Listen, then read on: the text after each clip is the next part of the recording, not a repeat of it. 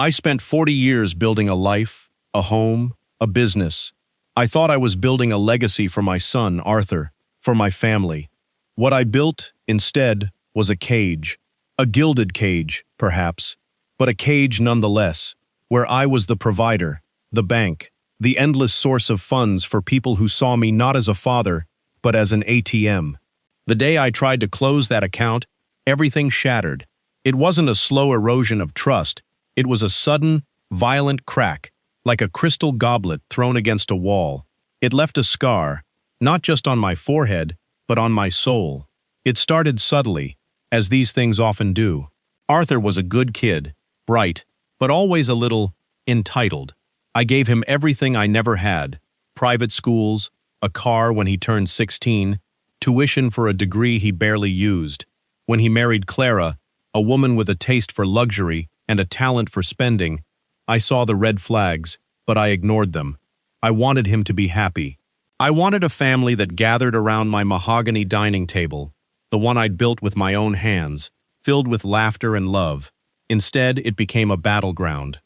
The Easter dinner was supposed to be different.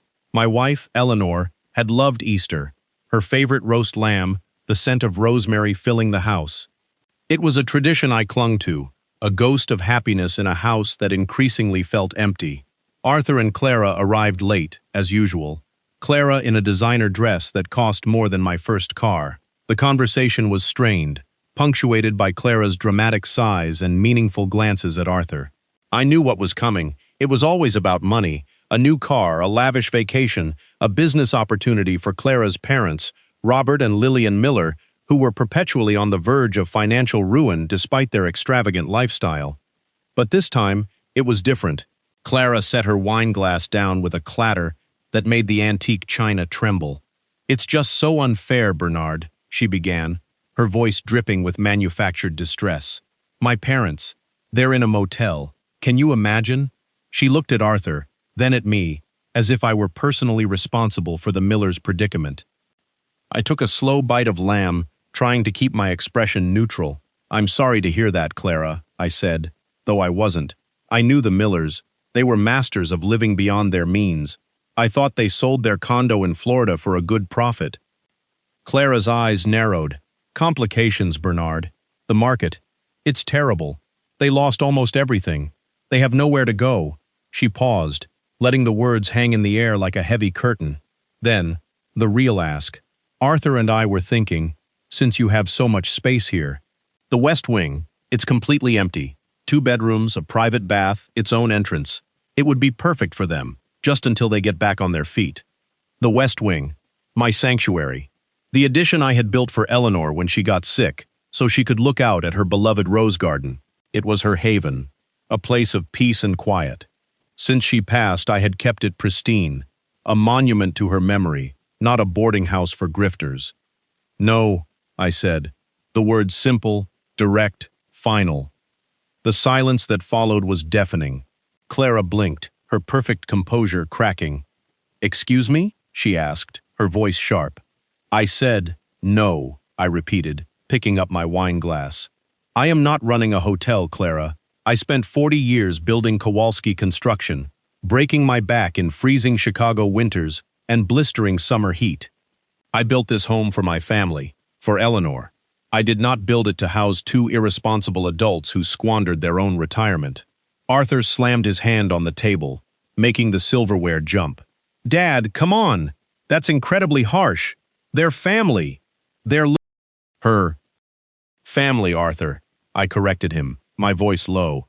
"And you know as well as I do that Robert and Lillian Miller have never worked a hard day in their lives. If they need money, they can get jobs. But they are not moving into the West Wing." Clara's face began to turn a shade of crimson that matched the Cabernet in her glass.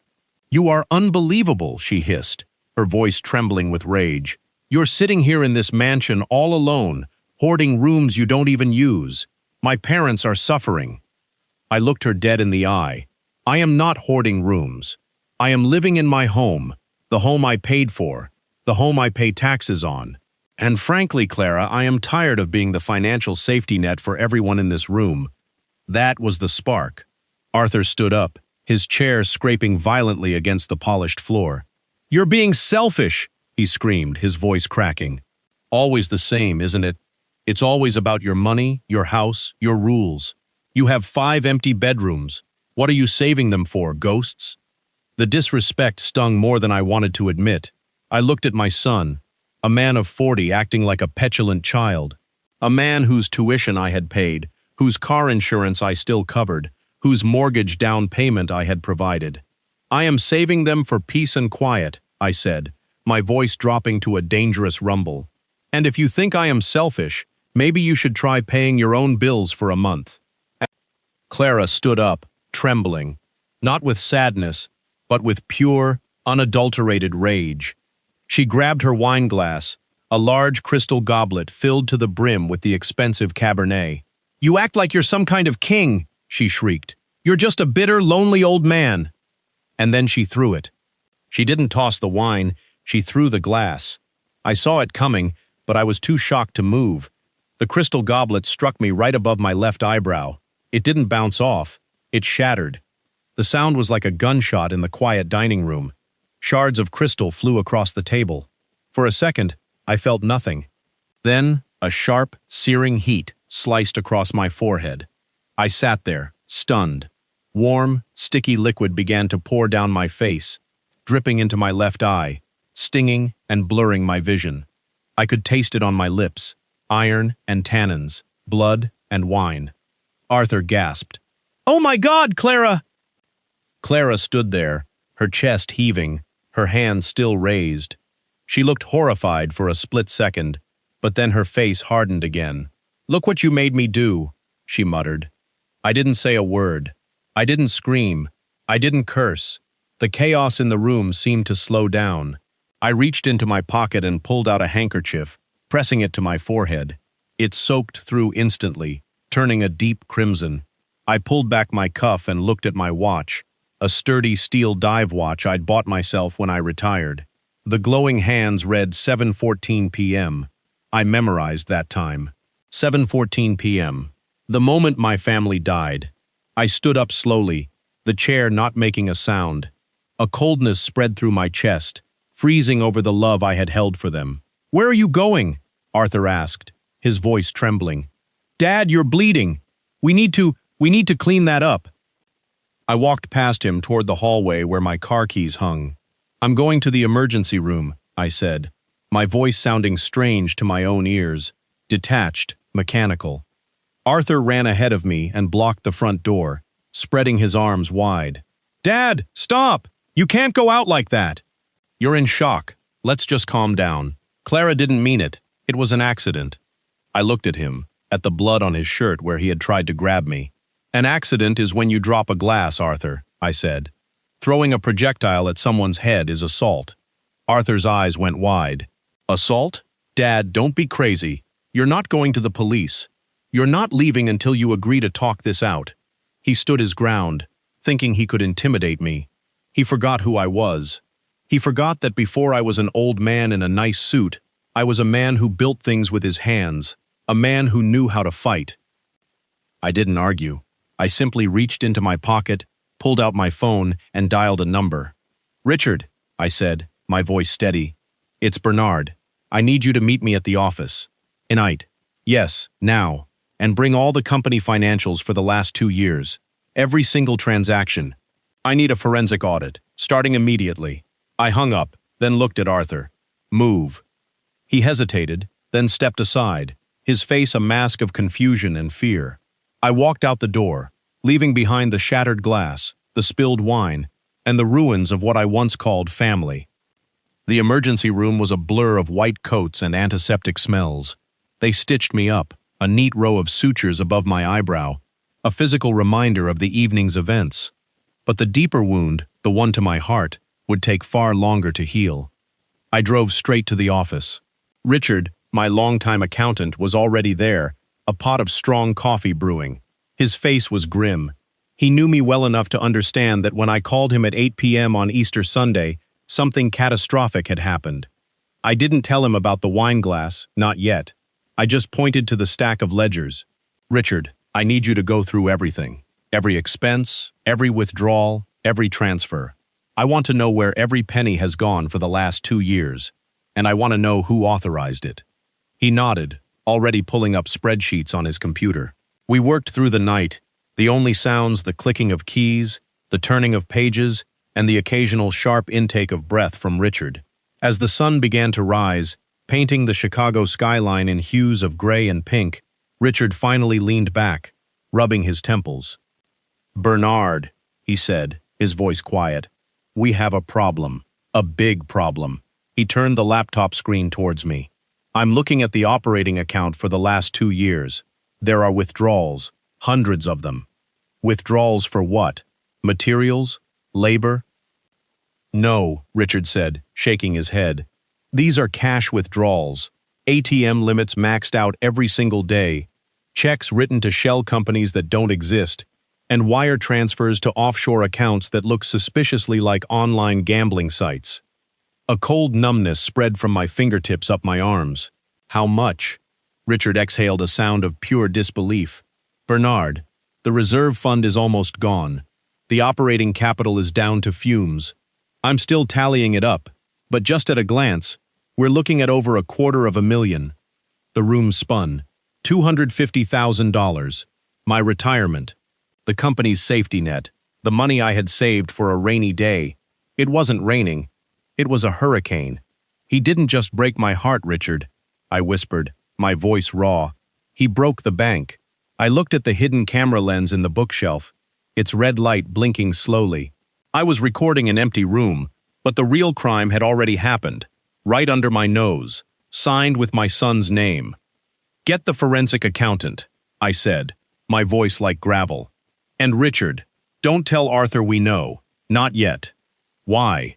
Richard asked, confused.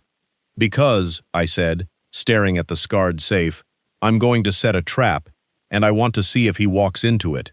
The digital clock on the wall of my home office read 2 a.m., but neither Richard nor I had yawned once. The coffee pot was sitting empty on the side table, a dark stain at the bottom, the only evidence of the caffeine fueling this nightmare. The air in the room was thick, heavy with the smell of old paper and the metallic tang of betrayal. We weren't looking at blueprints anymore.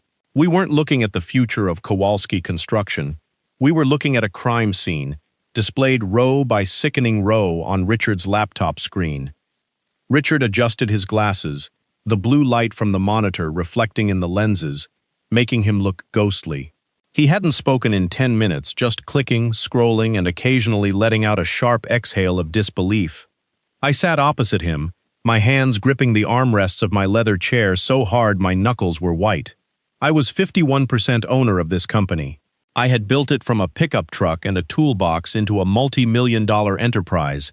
I thought I knew where every nail and every beam went. I was wrong. "Look here, Bernard," Richard said, his voice quiet, almost gentle, as if he were breaking the news of a terminal illness. He turned the laptop toward me, highlighting a row in yellow. "Project 404, he read. "Roof repair and structural reinforcement at the residential property on the corner of Oak and Elm. The invoice is dated last November. The amount is $12,500. I stared at the screen. The numbers were crisp and clear. The invoice looked legitimate. It had the company logo. It had a vendor number. It had Arthur's digital signature authorizing the payment.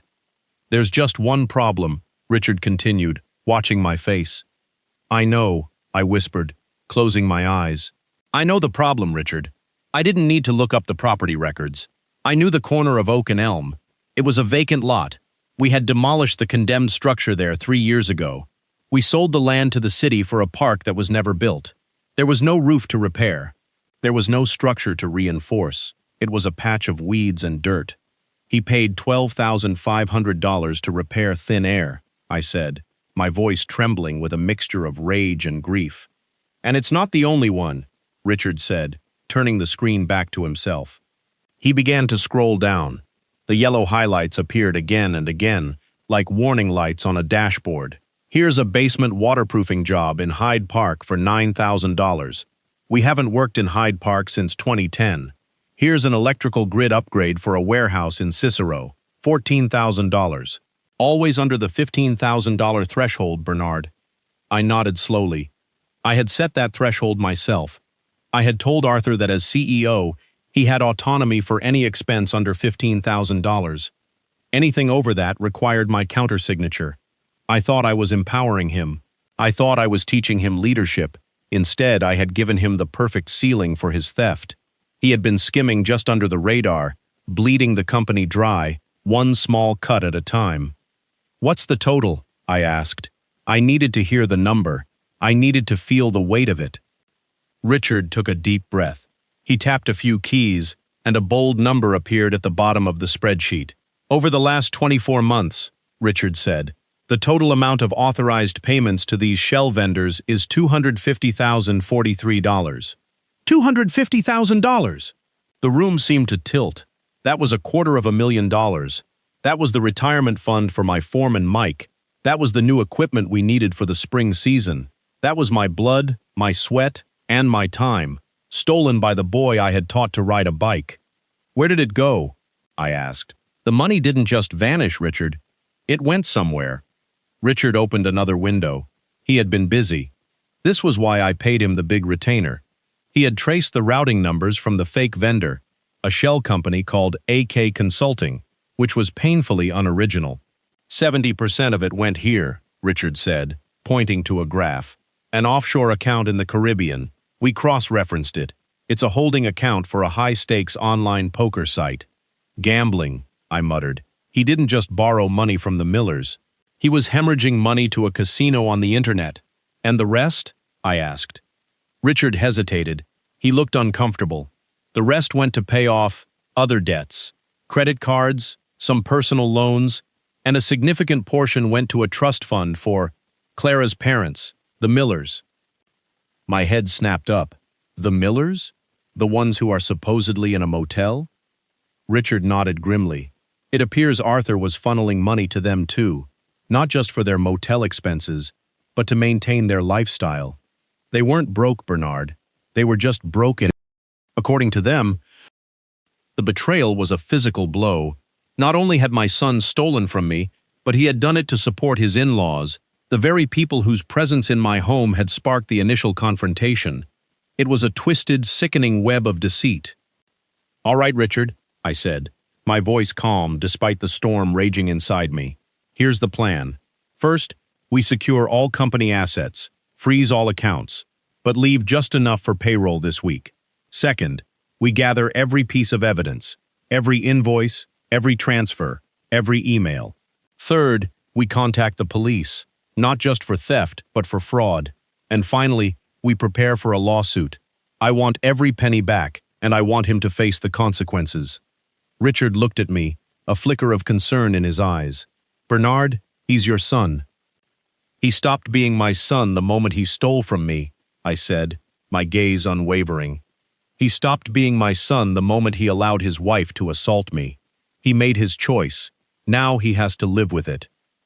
The next few weeks were a whirlwind of legal documents, police reports, and hushed conversations. Arthur was arrested at the office, a public humiliation I didn't regret. Clara, of course, denied everything, claiming she had no knowledge of Arthur's financial dealings. But the evidence was overwhelming.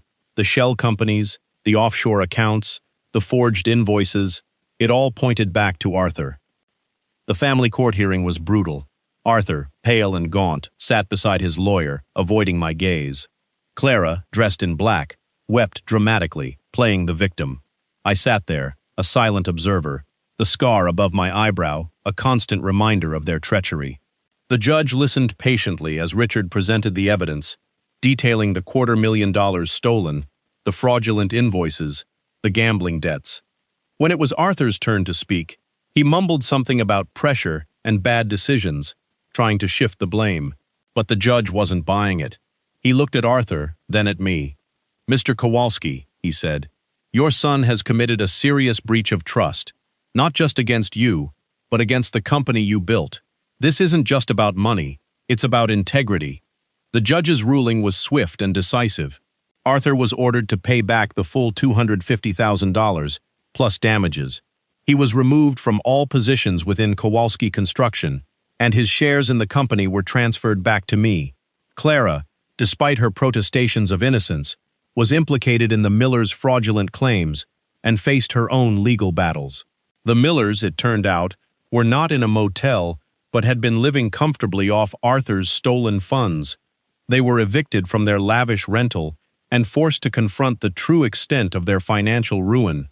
The legal battles dragged on for months, but in the end, I won. Every penny was recovered. Arthur was left with nothing but his gambling debts and a ruined reputation. Clara divorced him shortly after, unable to tolerate his newfound poverty. My mansion, the one I had built with so much love and hope, felt tainted. Every room held a memory, good and bad. The dining table, the West Wing, the empty chairs, they all whispered of betrayal. So, I sold it. I didn't haggle. I didn't wait for the market to peak. I sold it to a young family who didn't know its history, a family that would fill it with new, innocent memories. The check from the sale was substantial. Added to the liquidated bonds from Arthur's voided trust fund, I had more money than I could spend in 10 lifetimes, but I was done hoarding wealth for people who didn't appreciate it. I wanted to build something that would last longer than wood and stone. I wanted to build character. 6 months ago, I cut the ribbon on the Bernard Kowalski Woodworking Center. It's located in the gritty part of the city, the kind of neighborhood where kids grow up thinking their only options are gangs or poverty. It's a state-of-the-art facility. We teach carpentry, cabinetry, and structural engineering. But we teach more than that. We teach discipline.